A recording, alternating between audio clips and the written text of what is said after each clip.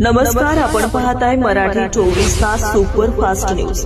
बातमी आपल्या हक्काची. काय मागणी आहे? आम्ही सकाळी 11 वाजल्यापासून इथं मुख्याध्यापकाच्या दालनात बसलो आहे. आमची ही मागणी आहे की प्रामुख्याने त्यांनी जे यात्रा मैदान आहे ते महाराष्ट्र शासन म्हणून नाव द्यावे त्याला आणि तिथे अतिक्रमण काढून टाकावे आणि जे गुन्हेगार आहेत त्यातले त्यांना कठोर शासन करावे. तर त्यांनी ह्या मागण्या आमच्या पूर्ण केल्या नाही.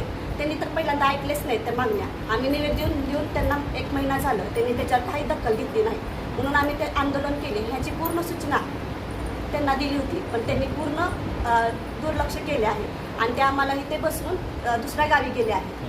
तर त्यांनी जर आता दखल काही घेतली नाही तर आम्ही इथे त्यांची ओटी भरू किंवा त्यांना इथं बांगड्या ठेवून जाऊ आणि जर तरीही त्यांनी ऐकले नाहीत तर आम्ही ह्याच्यापेक्षा कठोर तीव्र आंदोलन करू.